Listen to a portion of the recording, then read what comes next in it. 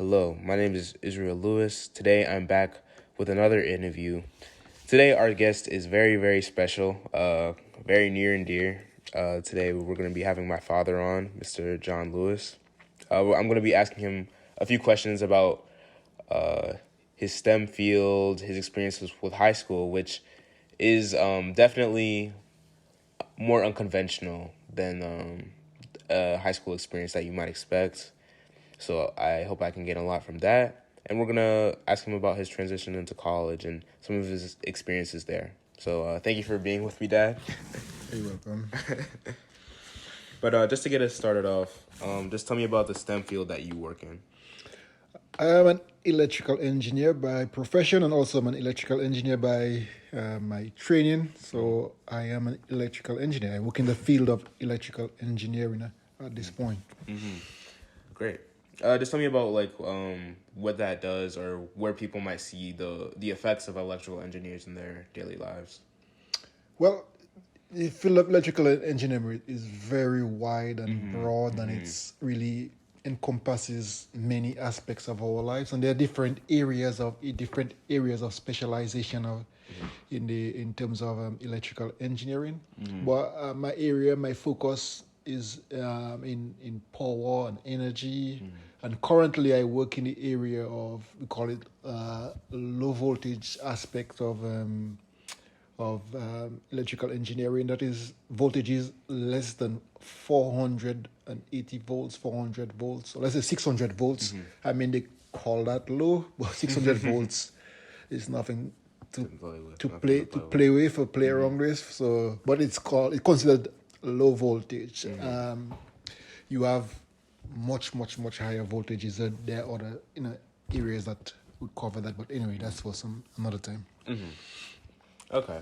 And so just to get us into the more looking back type of questioning, what was your high school experience? I know it was more unconventional, and you also went to school, when you were younger in a different, area of the world. So just explain a little bit how the school system works over there, and then tell me about your story. Well, even before I go in there, I think I should have said something not added to what I said earlier about the area of electrical engineering. We also do, for example, when you enter a building, all the lighting aspect of it, the powering of how the power get into your house and the controls that goes into that. So we do a lot of that. As I said, there are areas when people or other engineers will do the high voltages outside the building, the transmission of the power from one location to another, and there are others who do the distribution aspect. I've worked in some of those areas, but currently we do what's within buildings, so commercial, residential, academic, like colleges, hospitals, municipal buildings, a government building. It could be any kind of government building, and so forth and so on. Okay, so we do those things. Now we were talking about high school experience. Well, I attended high school and school in general on the island of Dominica. Elementary, or call it primary school, high school, and then I went to some sort of schooling after high school. I continue on to do 2 more years of schooling. But it's sort of different from what you have here. Our schools, the courses that you take sort of different. The path is different. So, as I said, back home we do not have the facility, the school building itself. Just school in general is not as as built and modern as you'll find here. So it's really really grassroots, and it's really so I mean, it might look like it's some tough situation, but we do the best with what we have. As I said, it's not equipped like like a school here would be equipped. So students just go out there and do their best. So even from a very young age, even with the adverse conditions, adverse situations we had, I still always try to do my best, because I always wanted to pursue, something higher education, or to go a little further, and because I always believe to myself that an education opened up opportunities. Even when after I started working back home, I realized, sometimes, if you look at the people like the engineers, they have some. To me, they have some sort of more liberty than the other employees. You're strapped in place, whereas they can run and do something and come back to work, or go take a break, go do something for themselves, or drop the kid there, or do whatever they have to do, and come back to work. And here you are, you're just stuck in. You can hardly move. So those things made a significant impact. Also, the other thing is I need to talk about high school back home. I said at the elementary level, we did the basics, but they drill you, into those things. Now, when I went to high school, I was fortunate enough I was able to go to a Catholic high school, all boys school, so it's all boys, and you found that, so you had students from all over the island, from different parts of the island coming together. It wasn't so big. It was not a very large school, very small school, maybe altogether about 400 to 500 students altogether. So it wasn't that a large school. But then you find some real bright kids in there, based on what the people have on the island. So it was very competitive because you have to stay, you have to work hard to stay in school. If you don't perform well, they kick you out of school. If they give you one chance to repeat. If you mess up, you get a chance. And then if you mess up again, that's it. They just pretty much got to. And the school wasn't, accommodating to everybody. The school, not like you have, where you have exemptions for, like in terms of, you make arrangements for people with disabilities and all the different things like that and stuff, so forth and so on. And you have accommodation for people with all different abilities. It wasn't like that. It was just, is that you can or you can't. It's just a real tough and rough situation. So if you're able to, you make it. If you can't, man, that's it. You just keep on going, right?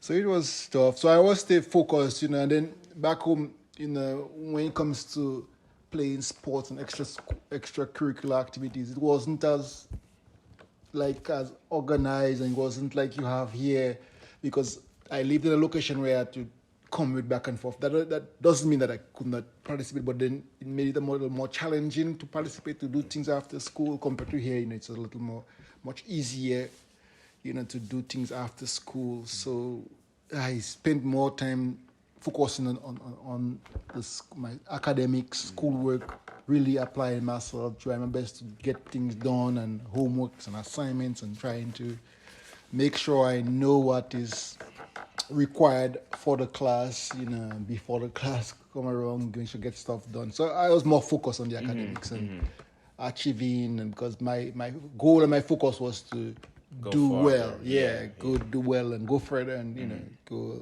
move on and improve my life and my family life and so forth and so on. For sure. Yeah. Yep.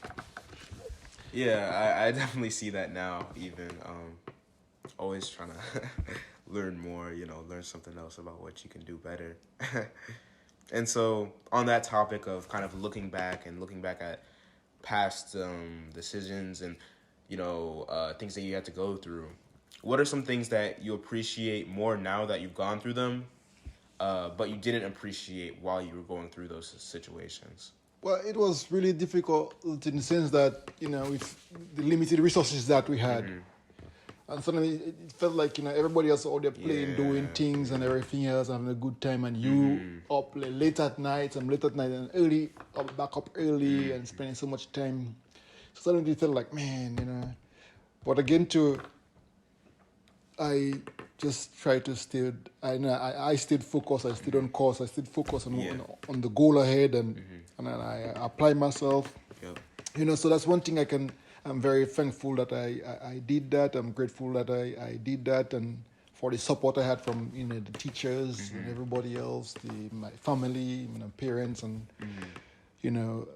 all the people who support me in one way or the other. I'm just so grateful for that, and I'm thankful. And had I not done that, life would be could be completely different. Yes, my whole life would have been I would be in a different place, in a different situation. You just never know where I would be. But I just thank God that I had that focus, that drive, and that and whatever I had, the means and the talents and the gifts I had, I just used them to, and the time I put into it, lots of time toiling and working hard and working towards that, and trying to accomplish. Yeah. One thing I definitely noticed about the interviews that I've done with people who, maybe came from a different place, or, whatever, or came from a tougher upbringing, is that the lessons that they learned, going through whatever it may be, limited access to resources, or maybe one parent in the home, or whatever it may be, kind of fueled that drive, kind of fueled the come up, really, if you want to put it that way. But it was like, oh, I see that there's growth, there's opportunity for growth somewhere else, there's opportunity for growth, and I know I can do it. So that kind of seeing, like, looking from the outside, like, oh, they have this, they have that, but being able to take that and turn it into, I have the opportunity to do this, I can do it, and then using that drive to go out and do what you needed to do to, make a better life for yourself, or make a better life for your family, just like you've done, for us. But I that's just one thing I've noticed, with that common theme between people who've, seen more, gone through a lot, especially early on in life. And so, just to close this out, as me being someone who wants to learn more from the people around me, more from the older generation, from the people who are important to me and have been influential in my life, what are the types of questions that I should be asking them? Well, it's always important to understand somebody's background. Yes. It's always good to, like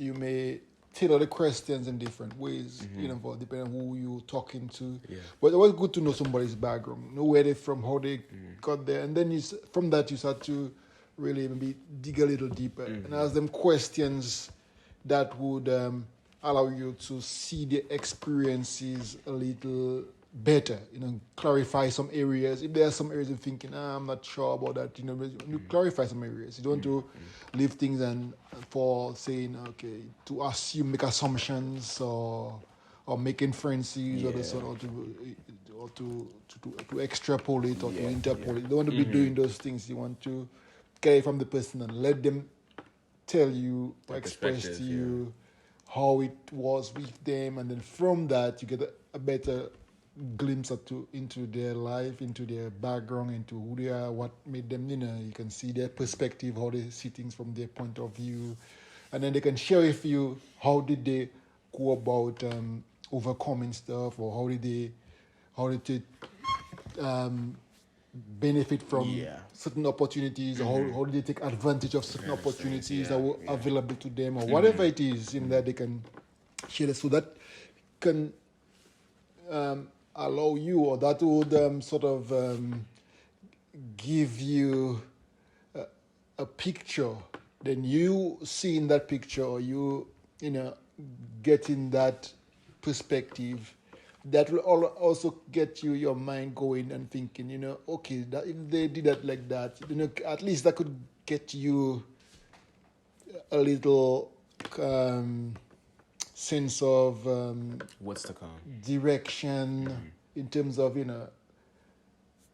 those folks, or most people, that's a common theme, a common thread, or whatever it is. So you said, okay, that's what. So you can also shape and say, that's how that's how I thinking that might be a good idea, because of a lot of folks, that's common to people who've been able to do this, or that's very common to people who've been able to go there, or then to accomplish that. That's what they do. This is what they do. It's very common.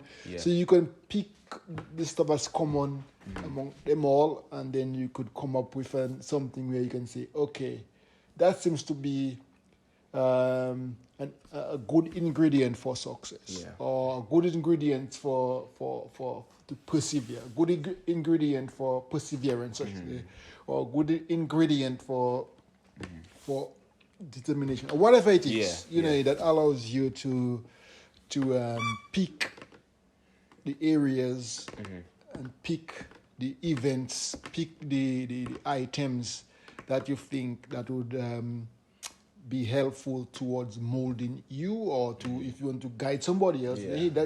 this from what I notice, or from what I observe, from my observation, or from my research, or from my, you know, that's what I noticed. Yeah. And you know, that's That very common common. theme. Yes, Yeah. that's common thread, the common theme, or the common, you know, Yeah. element, and then that can help you or Or somebody other else, Yeah.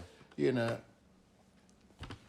chart a path that would it, take them to success on the other side. Or maybe you could, instead of going through some other of these things other people have been through, since they tell you what they've been through and how they've done it, and then you can understand, okay, that's the way I believe. That's, you know, it may seem like unconventional, whatever it is, maybe rough and challenging, Yeah, you know, but then that's, I believe that's what going to bring that success. That's what going to bring that, you know, that achievement. Yeah. That's what going to bring. The most out of you. Yes, that's what's going to give you the best results. So you want to, you know, just take those things and then just watch Apply them them. to your own life. Yep. Yeah. That's what you want to do. Yeah, I think the biggest thing that I've taken away, even from just all my interviews, is that you want to take those, you know, experiences, those lessons that, you know, people are willing to teach you.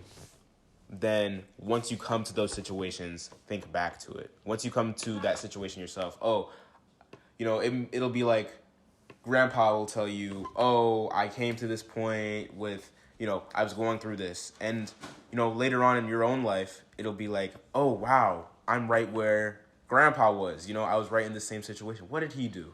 What did he do to get where he was? What allowed him to succeed in that situation? What made him fail, maybe, in that situation? And how can I avoid doing that, you know, repeating the past? Right. So I think that's a very important thing. And, you know, being able, that it's that application, though. You can listen as much as you want.